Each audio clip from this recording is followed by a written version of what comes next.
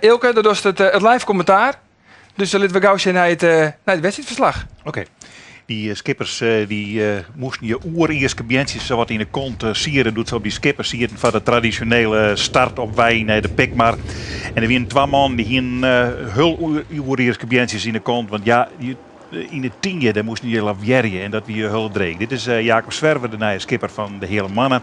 Zit wat achterop en in hemzelf keert. En dit is Ulp Brandsma, de man die op het nieuwe langwaterscootje zit. Maar staat nieuwe, dat scootje net, want het is 100 jaar oud. Maar Jacob Huisman had het de laatste jaren al dit gehad. Nou ja, en dit is dan die ruimte bij de start. Er weer net zo volle ruimte, er weer wat kroepen, het weer wat... en er weer een mooie route op de Pikmar, dan naar boven, dan weer naar onder een lang eind heel wien en dan zien we in het 10 en dat weer de bloedslag. Maar dit weer de start. En er weer net zo volle ruimte om te zien. De drachten kwamen gelukkig wat te let, dus die hier er dan net bij. En dan gaat het los en dan is het scootjesheel wat toen zie je los. En Jouren bij de onderste tonnen die hier eigenlijk de mooiste start. Want ja, dan kom je bij die wal en dan mag je draaien en dan kan je zien iedereen zitten. Je mag maar aan de kant gaan. Maar hij stoot ik mooi onder grauw uit. Rekkert nogal even een tonsje van het vaarwetter, want die hel is er net uit verzels. Maar hij komt eerst bij de bovenste tonnen, diezelfde Jouster, Var Jerveen, Var Bolzert. En dan komt Wals Ein en dan komt Grauw en dan komt Lemmer. Dat zijn de eersten die om de tonnen beginnen. En ze maaien hier bij de SK's met de tonnen, met de geek de tonnen rijden. Nou, van de Wien komt het hele spul dan aan. En dan zit Jerveen er al jonken bij de Jouwer. Maar Pieter die weet wel dat de Jouwer aan de goede kant van de tonnen zit. Maar dat is een felle strijd in het Van de Wien. En zo dan de zeil nog even oerkwakt worden. Om te bewegen dat er zo volle mogelijk vaart in het skip zitten bloed. En Alco Rijenga die shot even weer om op het Jereveense koetsje. Hoe zit het achter u? Er zit Bolzert, er zit Grauw, ze komen alle jaar bij elkaar. Maar het wacht op die inslag, ze matten de 10 in. Ja, en dan komt Jouren, die leidt voor, maar die moet draaien op Bolzert. Daar leidt Jereveen nog boppen. En dan is het een geklingen van de orenwereld krek in die 10. Want het saffel rond de internet. Hier leidt Ljouwert en die krijgt een aanvaringje met een orenmeter. Dat is 11 meter met het Huizemer koetsje. En gelukkig dat ze die 10 takken hier wat verbrezen. Want in die 64 hier is het altijd dit soort dringen west. Met Drachten en de Zuidwesthoeken nou met elkaar zitten. En dan komt Snits er. En Snits, ja, dat wie ellendig. Die had zachtvolle les in de 10 gaan. Dat boy je haast net leeuwen. Ik komt nog op Legerwal, dat komt er Azes weg. Jereveen dus voorop, die kreeg Jouren te pakken. En daar kwam Bolzert vlakbij. En dan gaan ze maar weer op wijnen dat hele lange stuk heel wien. En dan ben we haast bij dezelfde treien die de vooroplezers voor hier mij Grauw daarachter. En de allerachterste wie op dat moment, ja, Snits. Ik denk dat Douwe, hij is kandidaat voor de titel wel even nijting. Maar de man daarvoor die zeggen helemaal niet om.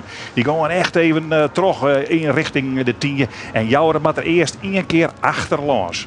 Dat is een prachtig gezicht, maar hij krijgt een hele mooie vlaag. En Jereveen krijgt een min. Dan zien we naar het volgende moment. Wilst de Bolzert op een loer leidt gewoon. Die komt er dichterbij. Dan moet Pieter Brouwer achter de Jouwer langs. En dan zien wat er dan gebeurt. Want dan wordt er draait en dan wordt er nog een keer draait en dan wordt er nog een keer draait. En dan moet de Jouwer 1 keer achter Jereveen, maar dan moet er hevig gauw horen. En dan is er bij de wal. Dan is Jouwer baas oer Jereveen. En zo komt Jouwer dus op het eerste plakje. Maar die oren man, die komen hultiet dichter en dichterbij. Hier bij de wal, daar leidt de Jouwer boven. En dan is er baas oer Jereveen. En dan kan Pieter draaien wat er wil. Dat moest er ook nog eens een keer gebeuren. Want eigenlijk kent dat Hulda net in die 10. Maar dan is Jouwer baas. En Snits? Ja, Snits. Snits komt weer in de problemen. Nou, mij de Zuidwesthoeken. Beide zien Coroon. En dan maar weer een andere kant op beide. Hij rekken maar net naar voren. Dat zo lang dat in de lijst van de wedstrijd wordt. Van het Snits een beetje zien plakje weer hier. En voorop de Jouwer.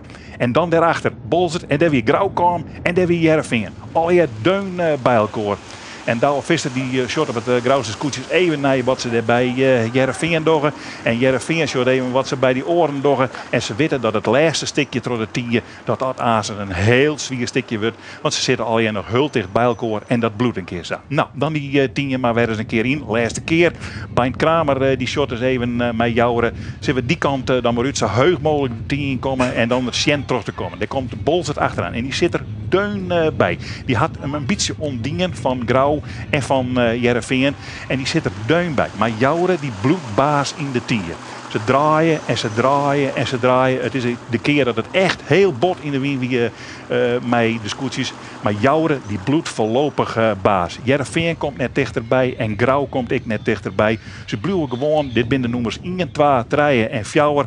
En die binnen de top van de zielerij in Grauw. Dit is Bolzert. En dan denk je dat hij voorleidt, maar zo is het beeld net. Want dan komt er langzaam inskoende man die het echt voorleidt. Dirk-Jan Rijenga met het jouwste scootje. En die laakt het even op dit moment bij hemzelf. Want hij komt dadelijk de 10 uit. En dan denkt hij, dat haak maar weer aan. Want dat is een raar ding. Maar op een Pikmar, daar staat een prachtige bries. En er staat een prachtige brief. Maar er staat in een roef bij Pieter Meter, er staat een man met een briefje. Dat is zijn adviseur. En die zei van, wij moeten Azes net om de tonnen finishen. En dat Dirk-Jan Rijenga wil. Die gaat om het eiland heen naar de boei en weer om. 64 jaar had op die manier moest hij finishen. Maar het mag net. Het mag zat Bolzert het doet. En Bolzert doet het goed.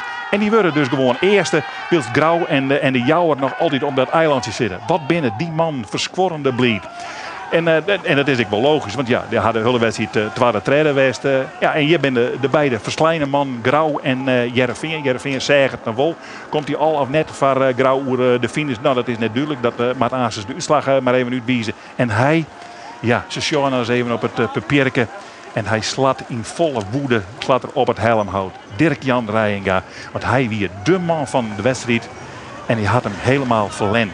Terwijl het in een slagje daar op een Pikmar. Want hij wie eigenlijk de beste. Maar dit slagje weer. Ik let het nou 1 keer zien. De Jouwer gaat om het eiland heen.